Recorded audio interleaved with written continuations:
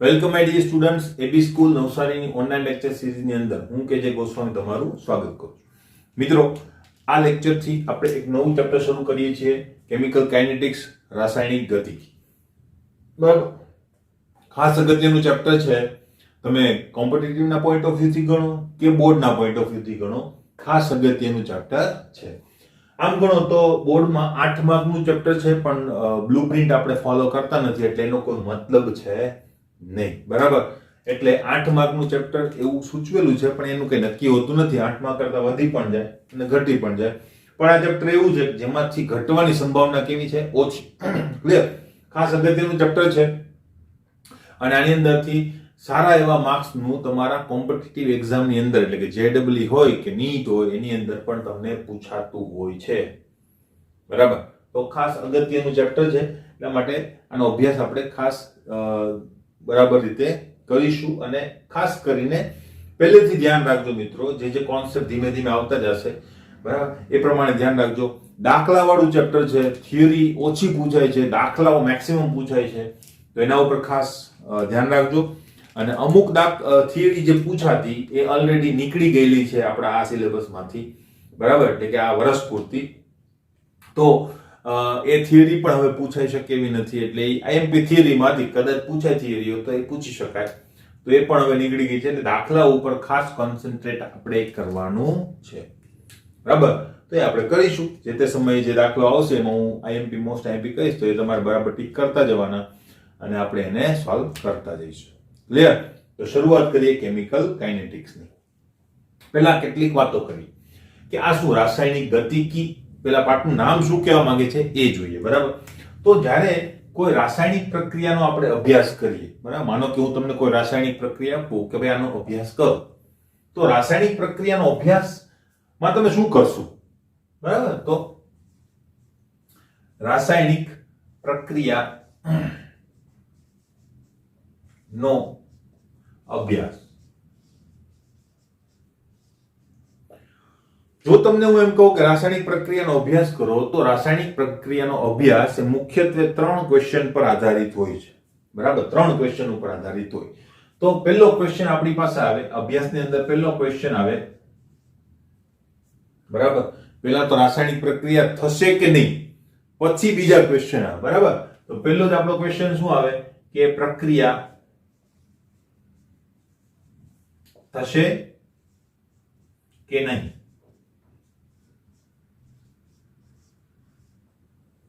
પહેલો જ ક્વેશ્ચન આવે, તો આ ક્વેશ્ચન નો આન્સર જે છે એ તમે આપી શકો કે નહીં? વિચારો જી, પ્રક્રિયા થશે કે નહીં એનો તમે આન્સર આપી શકશો? વિચારો। યસ, આ ક્વેશ્ચન નો આન્સર આપણે આપી શકીએ, આપણી પાસે એવો ડેટા છે। કયો?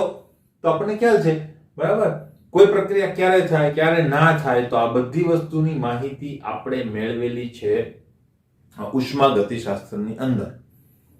ખબર છે ને, ડેલ્ટા જી મુક્ત ઉર્જા, બરાબર, જ્યારે ડેલ્ટા જી નું મૂલ્ય ઋણ મળે ત્યારે કોઈ પણ પ્રક્રિયા શક્ય બને, તો એ આપણે કહી શકીએ। બરાબર, તો આ વસ્તુ જે છે એ ઉષ્મા ગતિશાસ્ત્ર આપણને શોધી આપે છે। ઉષ્મા ગતિશાસ્ત્ર વડે તમે એનો આન્સર આપી શકો, અને કૌંસમાં હું લખી દઉં છું ડેલ્ટા જી, કારણ કે આપણે આનો ઉપયોગ ખાસ કરીએ છીએ। બરાબર, બાકી બીજું પરિબળ પણ છે આપણી પાસે, એન્ટ્રોપી, પણ એન્ટ્રોપી આપણે બહુ ધ્યાનમાં નહીં લઈએ, બરાબર, કારણ કે delta g is the best. એક વસ્તુ ખબર પડી ગઈ। હવે જો કદાચ પ્રક્રિયા થશે એવું આપણે કહી દઈએ, એક પ્રક્રિયા થાય છે, બરાબર, શક્ય છે, તો આપણે બીજા ક્વેશ્ચન ઉપર જઈશું, ક્વેશ્ચન નંબર 2। બરાબર, શું કહેવા માંગે છે? પ્રક્રિયા દરમિયાન પ્રક્રિયકોનું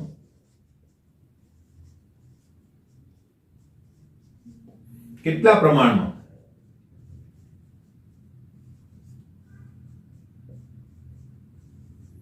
નિપજોમાં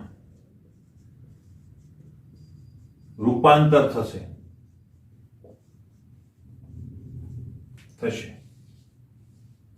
આ બીજો ક્વેશ્ચન થાય કે નહીં? બરાબર, તો હવે આનો ઉત્તર તમે આપી શકો? આનો ઉત્તર તમે આપી શકો? યસ, આનો ઉત્તર પણ આપી શકીએ. કોના મદદથી? તો કે સંતુલન વડે. બરાબર, તો સંતુલન અચળાંક વડે, સંતુલન અચળાંક વડે તમે આ ક્વેશ્ચનનો ઉત્તર આપી શકો. તો આપણને ખ્યાલ છે એના આપણે કેસીસ પણ જોયેલા હતા કે કે ઇઝ ગ્રેટર ધેન હોય તો નીપજ વધુ કેટલા પ્રમાણમાં મળશે એનું મૂલ્ય નક્કી કરશે. બરાબર, પછી કે લેસ ધેન હોય તો નીપજ ઓછી અને ઇઝ ઇક્વલ ટુ હોય તો બંનેનું પ્રમાણ કેવું થાય? સરખું હોય. બરાબર, તો આ વસ્તુ આપણે સંતુલન અચળાંકની મદદથી મેળવી શકીએ છીએ. તો બે પ્રશ્નોના ઉત્તર આપણને મળી જાય. બરાબર, હવે ત્રીજો ક્વેશ્ચન આવે છે આપણી પાસે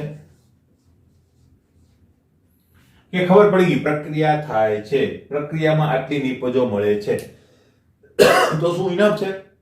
નહીં. હજુ ત્રીજો ક્વેશ્ચન પણ આવે કે પ્રક્રિયા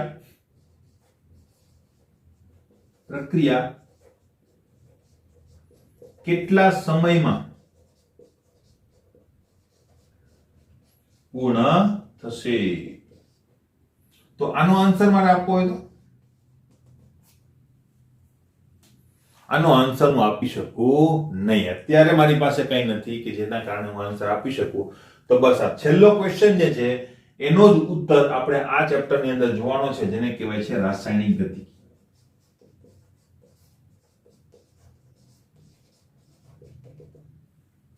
કેવી રીતે મેળવીશું એ ચેપ્ટર ની અંદર ખબર પડશે. અત્યારે મારે કઈ લખવાની જરૂર નથી. તો હવે તમને ખબર પડી ગઈ હશે કે અલ્ટિમેટલી રાસાયણિક ગતિકી એ શું છે, તો કે ખાસ મહત્વનું છે કોઈ પણ રાસાયણિક પ્રક્રિયાનો અભ્યાસ કરવા માટે.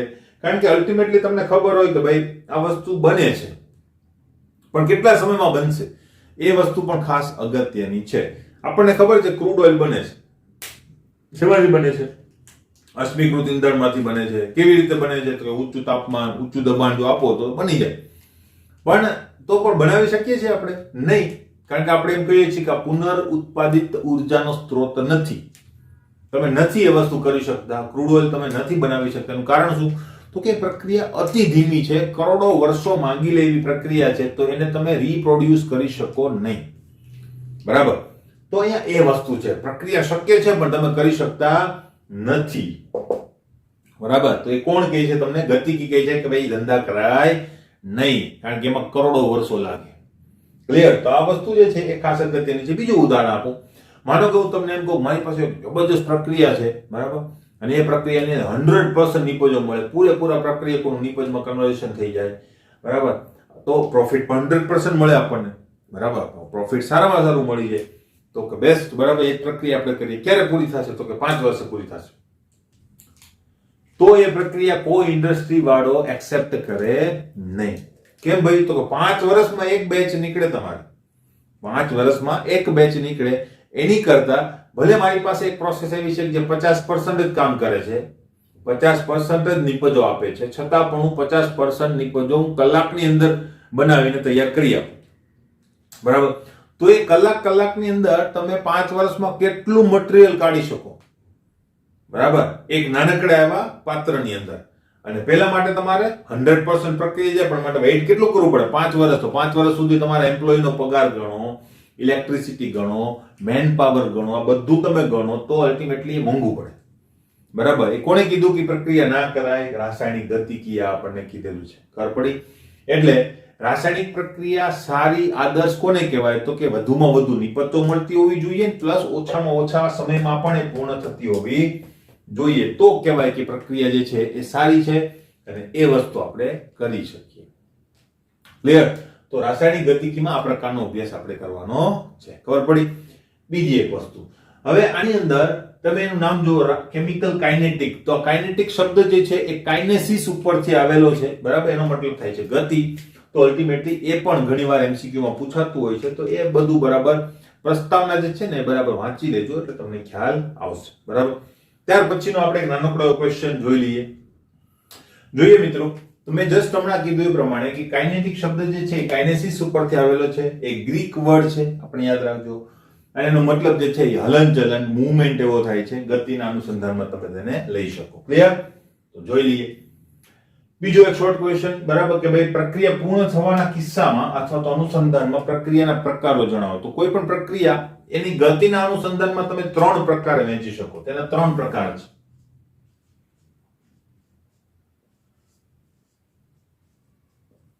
બરાબર, ક્યાં ક્યાં પ્રકારો છે? તો એક તો છે અતિ ધીમી પ્રક્રિયા, અતિ ધીમી પ્રક્રિયા. બીજું છે આપણી પાસે ધીમી પ્રક્રિયા,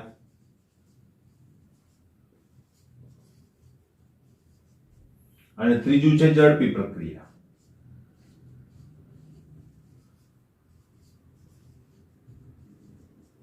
બરાબર, હવે આ 3 પ્રકારો ફટાફટ આપણે જોઈ લઈએ. બરાબર, તો પહેલા આપણે લઈશું અતિ ધીમી પ્રક્રિયા. બરાબર, તો એનો પ્રકાર આપણે જોઈ લઈએ. અતિ ધીમી પ્રક્રિયા. આની અંદર શું હશે? તો કે આ પ્રક્રિયાઓ જે છે અતિ ધીમા વેગથી થતી હોય છે. બરાબર, હું શોર્ટમાં લખીશ, તમારે એવું પીડીએફ આપીશ, તમને લખી લેજો. બરાબર, અતિ ધીમા વેગથી થતી પ્રક્રિયાઓ છે. ખબર પડી? એટલો ધીમો વેગ હોય છે કે જેની અંદર થતા ફેરફારો નોંધી શકાતા નથી. બરાબર, તેમાં થતા ફેરફારો નોંધવા મુશ્કેલ છે. એના ઉદાહરણ જો લઈએ, દાખલા તરીકે લોખંડને કાટ લાગવો,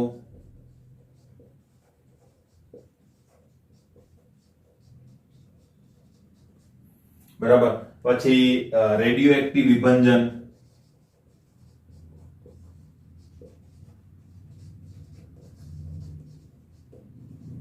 વગેરે વગેરે. બરાબર, આ ખાસ યાદ રાખજો. લોખંડને કાટ લાગવાની પ્રક્રિયા ભાઈ ઓવરનાઇટ થઈ જાય છે? નહીં. બરાબર, લોખંડનો પાઇપ લાવે સવારે ખરી જાય તો એ વસ્તુ આપણે લઈ શકીએ ને એ વાપરી શકાય નહીં. બરાબર, તો એ વર્ષો સુધી ચાલતી પ્રક્રિયા છે, એટલા માટે એને આપણે ધીમી પ્રક્રિયા, અતિ ધીમી પ્રક્રિયામાં લઈ લઈશું.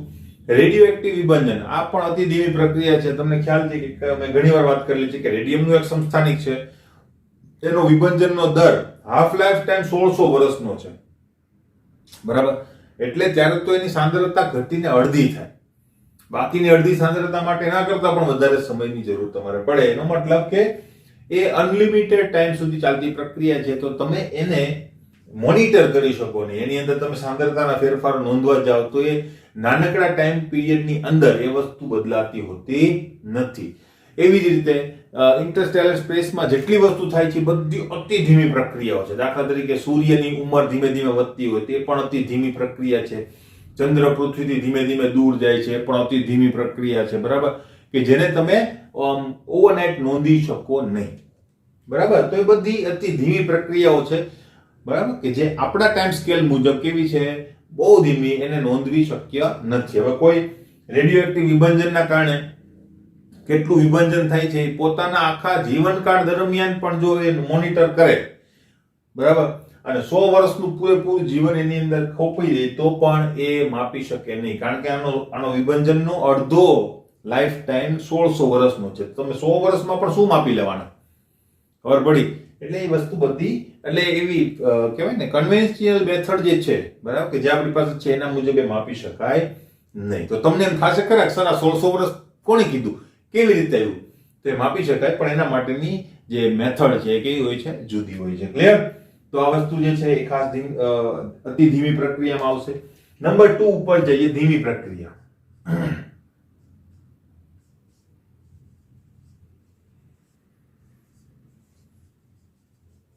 ધીમી પ્રક્રિયા. બરાબર, ધીમી પ્રક્રિયા એટલે કેવી પ્રક્રિયા? તો કે ધીમી પ્રક્રિયા એટલે એવી પ્રક્રિયા કે જે મધ્યમ વેગથી થતી હોય છે. બરાબર, મધ્યમ વેગથી થાય.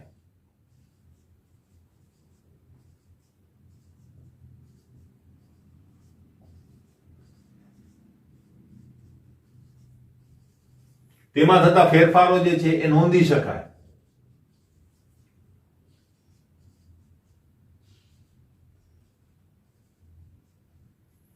નોંધી શકાય છે.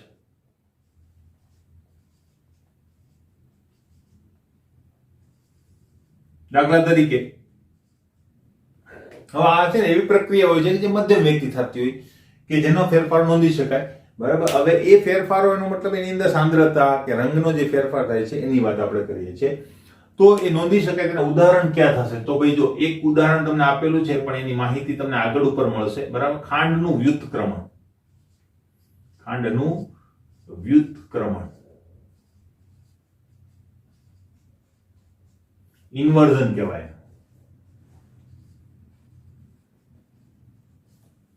બરાબર. હવે આ વસ્તુ છે ને જૈવિક અણુઓમાં આવશે તો ત્યાં તમે ભણશો, બરાબર. મ્યુટા રોટેશન ને બધું આવશે ત્યારે તમારે એ વસ્તુ ખાસ ભણવાનું થશે. એની અંદર હોય છે શું? સુક્રોઝ એટલે કે ખાંડ જે છે એનું દ્રાવણ તમે તાજું બનાવો ને તેની અંદર તમે જ્યારે એનું ભ્રમણ માપો, આપણે ખબર ઓપ્ટિકલ એક્ટિવિટીની અંદર જોયું હતું કે ભાઈ ધ્રુવીભૂત પ્રકાશ જે છે એનું કોણાવર્તન થાય, બરાબર. તો તાજું જ બનાવીને જો તમે કોણાવર્તન માપો તો એ કોણાવર્તન જુદું હોય. ધીમે ધીમે કોણાવર્તન વધી 52.5 ઉપર એ સેટ થઈ જાય, બરાબર. તો એ કોણાવર્તન ખરેખર તો બદલવું જોઈએ નહીં, બરાબર, પણ બદલે તો એને શું કહેવાય? ઇન્વર્ઝન કહેવાય. એવું શા માટે થાય છે? એ બધું જૈવિક અણુઓની અંદર તમે ભણશો, પણ એ પણ પ્રક્રિયા તમે નોંધી શકો. તાજું બનાવ્યું દ્રાવણ રોટેશનમાં આપ્યું તો તમને ખબર પડશે કે ભાઈ આ જેટલું હોવું જોઈએ એટલું નથી, બરાબર. 52 ની આસપાસ આવવું જોઈએ. થોડી વાર પછી તમે માપો તે ધીમે ધીમે વધી ઘટી અને શું થઈ જાય? પાછું 52 ની નજીક આવી જશે, પછી અચળ બની જશે. તે વસ્તુ નોંધી શકાય એવી છે, બરાબર. બીજી પ્રક્રિયા,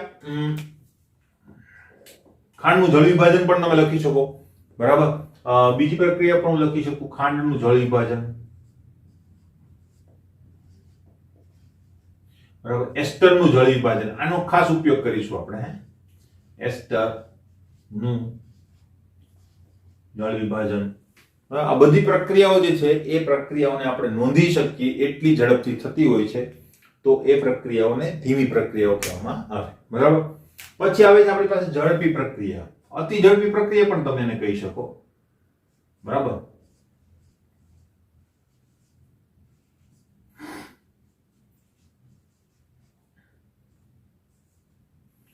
ઝડપી પ્રક્રિયા, બરાબર. ખૂબ ઝડપી પ્રક્રિયાનો મતલબ શું થાય? ભાઈ અલ્ટિમેટલી એ પ્રક્રિયા જે છે ખૂબ જ ઝડપથી થતી હોય છે, ખૂબ જ ઝડપી થતી હોય છે. ખબર પડી? બરાબર. હવે એ એટલી બધી ઝડપી થતી હોય કે એના ફેરફારો તમે નોંધી શકતા નથી, બરાબર. તે ખૂબ ઝડપી હોવાથી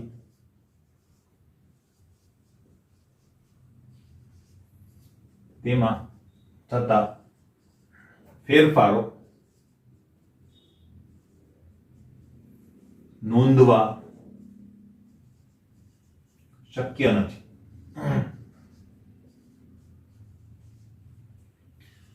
ખબર પડી? કારણ કે હવે પ્રક્રિયા 1 સેકન્ડમાં થતી હોય તો તમને તમારે માનો કે એમ કરવું કે આ પ્રક્રિયા અડધી ક્યારે પૂરી થાય, તો કે અડધી સેકન્ડમાં તમે કેવી રીતે રીડિંગ લેવાનું? તમારે રીડિંગ લેવા માટે મિનિમમ તમારી પાસે 5 મિનિટ હોવી જોઈએ. તો આ પ્રક્રિયાઓ જે છે એને તમે મોનિટર કરી શકો નહીં, કારણ કે જેવા પ્રક્રિયકો ભેગા થશે તરત જ પ્રક્રિયા થઈ જશે. શું થઈ જશે? નિપજો બની જશે. એનું મોનિટરિંગ તમે કરી શકશો નહીં. તો આ પ્રક્રિયાઓને શું કહેવામાં આવે છે? અતિ ઝડપી પ્રક્રિયા કહેવામાં આવે, બરાબર. હવે આ ઝડપી પ્રક્રિયાઓ જે છે ને એને એક કેરેક્ટરિસ્ટિક છે. આ પ્રક્રિયાઓ છે ને એ મોટા ભાગે આયનો સાથે સંકળાયેલી હોય છે. તેઓ મોટા ભાગે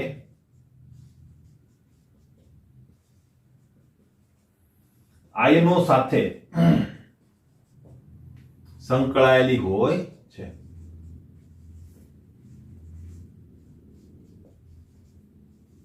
માટે તેને આયનીય પ્રક્રિયા કહેવાય કે નહીં?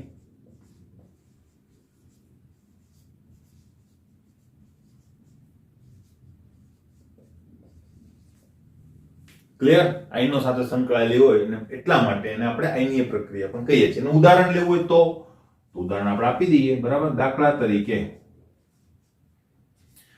આ પ્રક્રિયા તમે લેબોરેટરીમાં કરી હશે. AgNO3 જે છે ને એ જ્યારે કોઈ પણ હેલોજન વાળા દ્રાવણમાં નાખો તુરંત જ અવક્ષેપ આપે, બરાબર. તો એને તમે માનો કે NaCl ના દ્રાવણમાં મૂકો એટલે તરત જ AgCl બનાવે, તુરંત, બરાબર, AgCl બનાવે અને બીજું શું મળે છે આપણને તો કે NaNO3. તુરંત અતિ ઝડપી પ્રક્રિયા છે, બરાબર. પ્લસ એસિડ બેઝ ની પ્રક્રિયા, કોઈ પણ એસિડ બેઝ ની પ્રક્રિયા તમે લખી શકો, બરાબર. HCl plus NaOH H2O plus NaCl, બરાબર. આ પણ અતિ ઝડપી પ્રક્રિયા છે, નેનો સેકન્ડમાં થાય. નેનો સેકન્ડમાં પ્રક્રિયા થાય, 10⁻⁹ સેકન્ડમાં પ્રક્રિયા થાય. તો એનું રીડિંગ તમે કેવી રીતે લેવાનું? બરાબર, જેવા એસિડ અને બેઝ મળશે નેનો સેકન્ડની અંદર પ્રક્રિયાથી ક્ષાર પાણી બની જશે, તો તમે એનું મોનિટરિંગ કરી શકો નહીં. એટલા માટે આ પ્રક્રિયામાં લખ્યું છે કે એના ફેરફારો નોંધવા શક્ય હોતા નથી. એટલે શું થાય તો જો તમે આ ફેરફારો અતિ ઝડપી થાય કે જે તરત નિપજ બનાવી દે. આ પ્રક્રિયાઓ અતિ ધીમી છે કે જેમાં તમને ખબર જ ન પડે કે પ્રક્રિયકો પ્રક્રિયા કરે છે કે નથી કરતા, બરાબર. તો આ પ્રક્રિયાઓ પણ મુશ્કેલ, આ પ્રક્રિયાઓ પણ મુશ્કેલ. એટલે આપણે જે પ્રક્રિયાઓનો અભ્યાસ કરીએ છીએ ને એ પ્રક્રિયા કઈ હોય છે? ધીમી પ્રક્રિયાઓ, બરાબર. એટલે આપણે આ ચેપ્ટરની અંદર પણ જે પ્રક્રિયાઓનો ઉલ્લેખ કરીશું, જે પ્રક્રિયાના ઉદાહરણ લઈશું, જે પ્રક્રિયા દ્વારા આપણે સમજીશું, એ પ્રક્રિયાઓ કેવી હશે? ધીમી પ્રક્રિયાઓ હશે કે જેની અંદર થતા સાંદ્રતાના રંગના ફેરફારો જે છે એ આપણે સમયાંતરે નોંધી શકીએ છીએ, એનો અભ્યાસ આપણે કરી શકીએ છીએ, બરાબર. તો આ વસ્તુ ખબર પડી. તો છેલ્લે એક લાઈન લખી શકાય કે અતિ ધીમી પ્રક્રિયા અને ઝડપી પ્રક્રિયાના અભ્યાસ કરવા મુશ્કેલ છે, એ ઝડપથી થઈ શકતા નથી. માટે આપણો અભ્યાસ જે છે એ ધીમી પ્રક્રિયાની આજુબાજુ જ રમતો હોય છે. ક્લિયર? તો આ એક નાનકડો એવો ક્વેશ્ચન પણ મેં તમને આપ્યો, તો એના ઉપર ખાસ ફોકસ કરવાનું છે. હવે આગળ વધીએ. નેક્સ્ટ ક્વેશ્ચન જોઈએ મિત્રો. તો હવે આપણે ખાસ આપણા પાઠ તરફ ગતિ કરીએ છીએ, બરાબર. હવે આપણા પ્રસ્તાવમાંથી નીકળીને આપણે શું કરીએ છીએ? હવે આપણા પાઠની અંદર કદમ રાખીએ છીએ, બરાબર. તો જોઈએ, રાસાયણિક પ્રક્રિયાનો વેગ એટલે શું? સરેરાશ વેગ સમજાવો.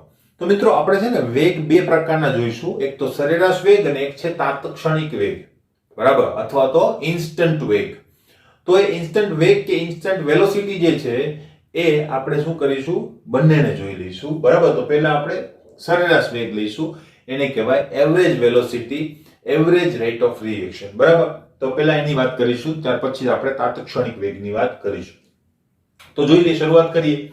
જો રાસાયણિક પ્રક્રિયાનો વેગ એટલે શું? સરેરાશ વેગ સમજાવો. પહેલા તો આપણે વેગ સમજાવવો પડશે, બરાબર. તો પ્રક્રિયાનો વેગ કોને કહેવાય? તો જો અહીં મેં લખેલું છે. જો મિત્રો હું તમને એમ કહું કે વેગ કોને કહેવાય, સાદો વેગ, તો શું કહેશો તમે? એકમ સમયમાં કાપેલું અંતર, એને શું કહેવાય? વેગ, બરાબર. તો અલ્ટિમેટલી આ પણ શું છે? પ્રક્રિયાનો વેગ છે. તો પ્રક્રિયાના વેગમાં પણ એકમ સમયમાં કંઈક ફેરફાર થતો હશે. તો એકમ સમયમાં રાસાયણિક પ્રક્રિયામાં શું ફેરફાર થાય? તો આપણને ખ્યાલ છે રાસાયણિક પ્રક્રિયામાં સાંદ્રતાનો ફેરફાર થાય, બરાબર. તો અહીંયા સાંદ્રતાને અનુલક્ષીને જો વેગની વ્યાખ્યા આપો તો એ વ્યાખ્યા જે છે તમારી કોની બની જશે? પ્રક્રિયાના વેગની, બરાબર. તો જો એ જ રીતે અહીંયા આપેલી છે કે એકમ સમયમાં પ્રક્રિયકોની કે નિપજોની સાંદ્રતામાં થતો ફેરફાર, એને શું કહેવાય? વેગ. પણ તમને ખ્યાલ છે કે પ્રક્રિયકોની સાંદ્રતા ઘટતી જાય અને નિપજોની સાંદ્રતા વધતી જાય. તો આપણે એ રીતે લખેલું છે કે એકમ સમયમાં પ્રક્રિયકોની સાંદ્રતામાં થતા ઘટાડાનો દરનો મતલબ થાય વેગ, અને નિપજોની સાંદ્રતામાં થતા વધારાના દરને શું કહેવામાં આવે છે? પ્રક્રિયાનો વેગ કહેવામાં આવે. હવે જો એ રીતે હોય અંતર ભાગ્યા સમય, તો આપણે શું કરીએ છીએ? મીટર પ્રતિ સેકન્ડ. તો આનો એકમ શું થશે? સાંદ્રતા ભાગ્યા સમય. તો સાંદ્રતાનો એકમ આપણે મોસ્ટલી શું યુઝ કરીએ છીએ? મોલર. તો અહીં શું થશે? મોલર પ્રતિ સેકન્ડ. એને આપણે કેપિટલ M વડે દર્શાવીએ છીએ મોલર ને, તો મોલ M પ્રતિ સેકન્ડ લખી શકાય. એવી જ રીતે મોલર નો મતલબ શું થાય? મોલ પ્રતિ લીટર. તો જો મોલર બરાબર તમે મોલ પ્રતિ લીટર મૂકો તો આ રીતે લખી શકાય કે નહીં? મોલ પ્રતિ લીટર ઇન્ટુ સેકન્ડ, અથવા mall into litre inverse into second inverse. તો આ બધા એકમો છે. એકમો તમને ખાસ પૂછાય છે મિત્રો, એટલે એના ઉપર ખાસ ધ્યાન રાખજો, બરાબર. તો એ આવતા જશે, હું તમને કહેતો જઈશ. ક્લિયર? હવે દરેક વખતે આપણે સાંદ્રતા નથી માપી શકતા, કારણ કે ઘણીવાર વાયુરૂપ નિપજ પ્રક્રિયક હોય ત્યારે આપણે થોડીક મુશ્કેલી પડે. તો ત્યારે આપણે સાંદ્રતાના બદલે શું વાપરીએ છીએ? આંશિક દબાણ. તો દબાણનો એકમ આવી જાય તો પછી મોલર આપણે નથી લેતા, ત્યાં આપણો એકમ શું થઈ જશે? બાર પર સેકન્ડ, અથવા તો એટમોસ્ફિયર પર સેકન્ડ, એટલે કે વાતાવરણ પ્રતિ સેકન્ડ. ક્લિયર? તો આ વસ્તુ ખાસ ધ્યાનમાં રાખવાની છે. નેક્સ્ટ, હવે પ્રશ્ન એ છે સર એક કરતા વધારે પ્રક્રિયકો હોય તો શું કરવું? બરાબર, તો ભાઈ એક કરતા વધારે પ્રક્રિયક હોય તો તમે કોઈ પણ એક પ્રક્રિયકને અથવા એક નિપજને તમે ધ્યાનમાં લઈ શકો. જો કોઈ પ્રક્રિયામાં એક કરતા વધુ પ્રક્રિયકો કે નિપજો હોય તો શું કરવું? ત્યારે તમે બે રીતે વેગ માપી શકો. કોઈ પણ એક પ્રક્રિયકની સાંદ્રતાના વધારાનો દર સમયની સાપેક્ષે, અને બીજું અથવા બે માપવા સાથે જરૂરી નથી, બેનો જવાબ સેમ જ આવે. બરાબર? અથવા કોઈ પણ એક નિપજની સાંદ્રતાના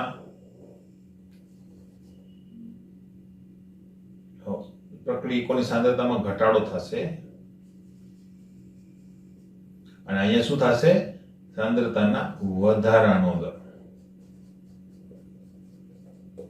ક્લિયર? આ બેમાંથી કોઈ પણ એક સૂત્ર તમે યુઝ કરી શકો. ક્લિયર છે મિત્રો? હવે જો હું એક કોઈ પણ પ્રક્રિયા લઉં, ધારો કે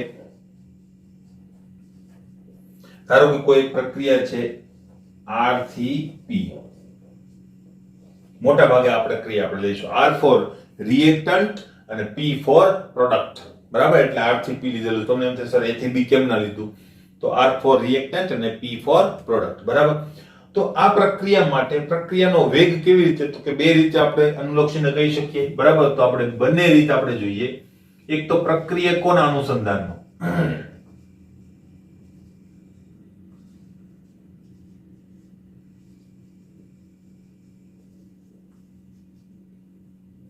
પ્રક્રિયકોના અનુસંધાનમાં આપણે જો જોઈએ તો પ્રક્રિયાનો વેગ અથવા તો પ્રક્રિયા વેગ જેને આપણે કહીશું, પ્રક્રિયા વેગ એને આપણે છે ને સ્મોલ r વડે દર્શાવતા હોઈએ છીએ. બરાબર? તો r for rate of reaction. બરાબર? v કેમ નહીં, વેલોસિટી કેમ નહીં, તો અહીંયા r દર્શાવી છે due to rate of reaction નો r.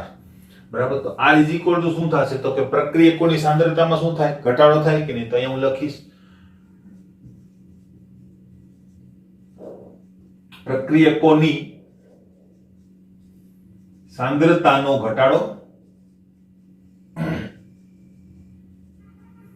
ભાગ્યા તેના માટે લાગેલો સમય.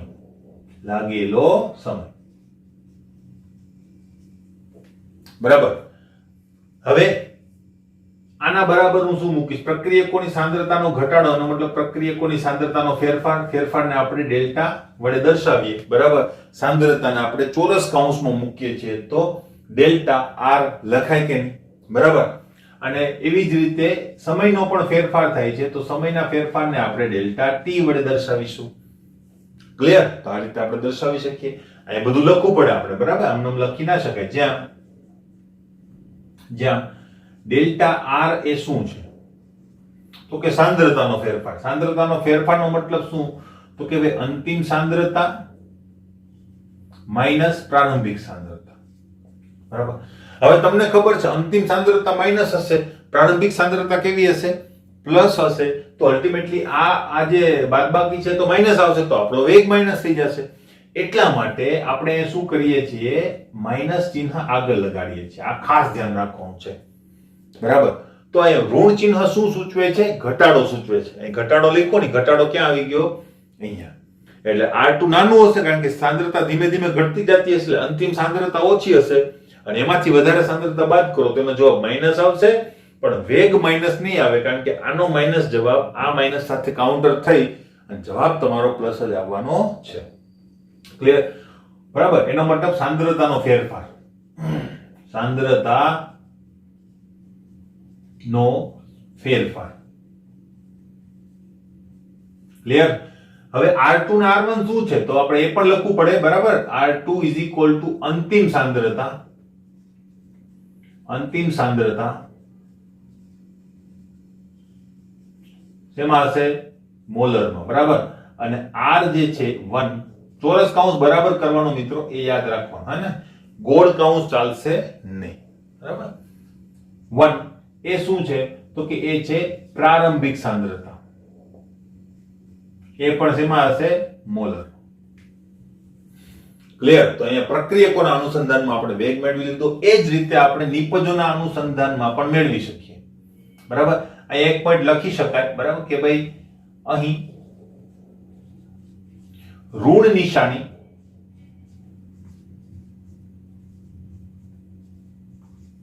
ઘટાડો સૂચવે છે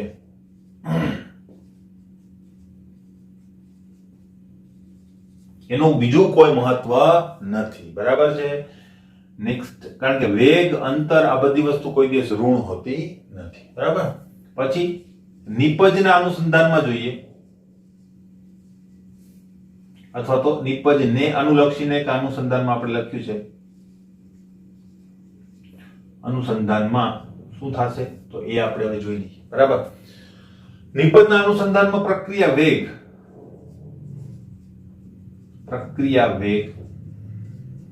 r is equal to શું થશે નિપજોની સાંદ્રતાનો વધારો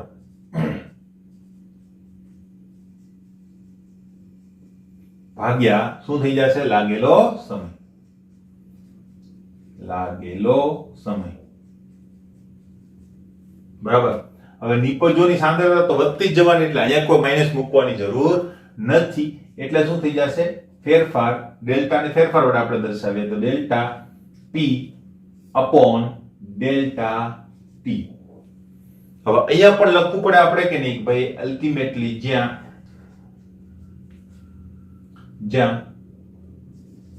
delta p is equal to શું થશે તો કે ભાઈ p2 p1 એ તો p2 p1 જ અંતિમમાંથી જ પ્રારંભિક બાદ થાય પણ નિપજ હંમેશા અંતિમ અવસ્થામાં વધારે હશે પ્રારંભિક અવસ્થામાં ઓછી હશે તો આ રીતે મેન્શન કરી શકીએ બાકીનું બધું સેમ ટુ સેમ તમે લખી શકો p2 બરાબર શું p1 બરાબર શું બધું એ રીતે થશે ક્લિયર આ વસ્તુ ખબર પડી અહીંયા જે આપણે વેગ માપ્યો આ બધો બરાબર આ વેગને શું કહેવાય એવરેજ રેટ સરેરાશ વેગ કહેવાય બરાબર અહીં મળતા વેગને સરેરાશ વેગ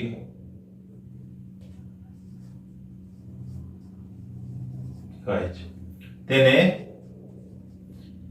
RAVE વડે દર્શાવાય છે AVE નો મતલબ શું થાય એવરેજ શું થાય છે એવરેજ બરાબર RAVE વડે દર્શાવવામાં આવે છે એનો મતલબ તમે અહીંયા RAVE લખી શકો અહીંયા પણ તમે RAVE લખી શકો બરાબર તમને પૂછે કે સરેરાશ વેગની ડેફિનેશન શું તો શું થશે હા સમયના કોઈ એક ગાળામાં થતા સાંદ્રતાના ફેરફાર ને અનુલક્ષીને પ્રક્રિયા વેગને શું કહેવામાં આવે છે સરેરાશ પ્રક્રિયા વેગ કહેવામાં આવે છે એટલે સરેરાશ પ્રક્રિયા વેગ અને તાત્ક્ષણિક પ્રક્રિયા વેગ એ બીજું કઈ નથી અલ્ટિમેટલી શું છે તો કે લાંબો ગાળો હોય મોટો ગાળો હોય કે જેને તમે માપી શકો બરાબર કે ભાઈ મારે 10 મિનિટ પછી રીડિંગ લેવાના છે તો એ સરેરાશ વેગ થશે બરાબર પણ કોઈ એક સમય હોય જેને તાત્ક્ષણિક વેગ કહેવાય ભાઈ તરત જ એ જ ક્ષણે શું વેગ છે તમે અત્યારે પ્રક્રિયા થાય છે તમે કહો આની અંદર શું વેગ ચાલે છે એ વેગને કહેવાય ત્વરિત વેગ તો એ માપવો થોડો ટ્રિકી છે તો એ કેવી રીતે માપવાનો આપણે જોઈશું આને લગતા બે ગ્રાફ પણ છે તો એ ગ્રાફ પહેલા આપણે જોઈ લઈએ બરાબર ને પછી આપણે ત્વરિત વેગ તરફ જઈશું બરાબર તો ગ્રાફ આપણે જો જોઈએ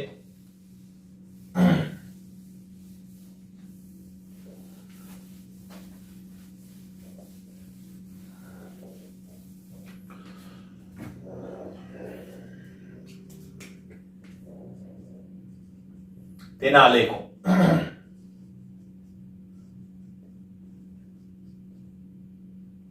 બરાબર હવે હવે બે પ્રકારના આલેખો છે. એક આલેખ પ્રક્રિયક ઉપર હશે ને એક આલેખ કોના ઉપર હશે? નિપજ ઉપર હશે. બરાબર. તો પ્રક્રિયકને અનુલક્ષીને આલેખ,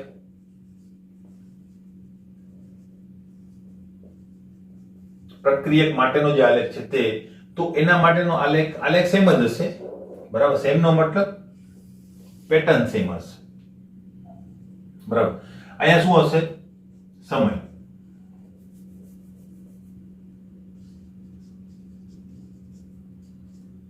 અહીંયા શું હશે? સાંદ્રતા.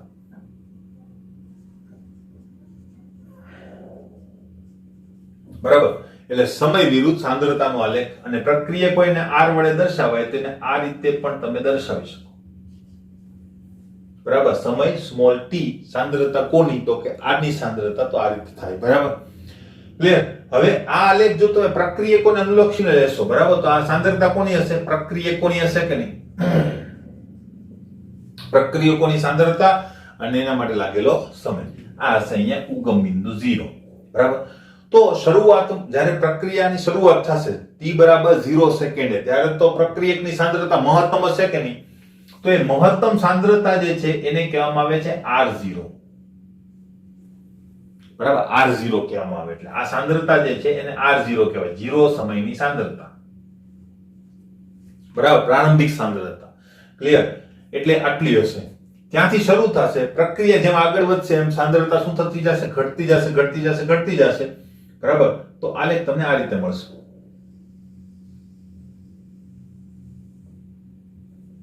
ક્લિયર? આ આલેખ જે છે એને ટચ નથી કરાવવાનો, કારણ કે કોઈ દિવસ 100% નિપજોમાં રૂપાંતર થતું નથી. એ તમને ખ્યાલ છે, સંતુલનમાં આપણે ભણી ગયા છે. બરાબર. તો આ રીતે જ હંમેશા આલેખ દોરવાનો. અહીંયા ટચ કરાવી દેવાનું, કારણ કે અહીંયા ટચ થઈ શકે ટેકનિકલી. બરાબર. અહીંયા નહીં કરાવવાનું. ક્લિયર છે? નેક્સ્ટ.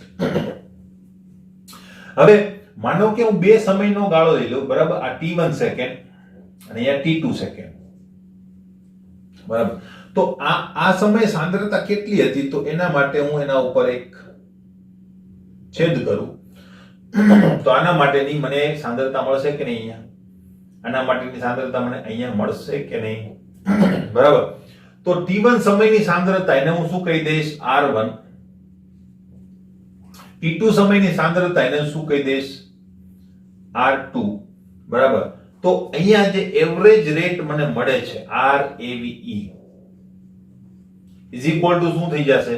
તો કે delta r upon delta p, પણ કેવું? Minus. Clear? Is equal to, અહીંયા માઈનસ મૂકું છું અને એના બરાબર શું લખી શકું? r2 minus r1 upon t2 minus t1. Clear? તો આ રીતે તમે તમારું અનુમાન કરી શકો. ક્લિયર? તો આ એવરેજ રેટ થયો. સેમ વસ્તુ તમે નિપજો માટે પણ લખી શકો. નિપજો માટે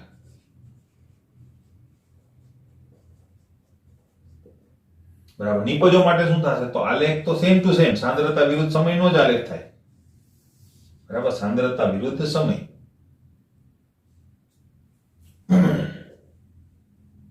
પણ હવે કોની સાંદ્રતા હશે?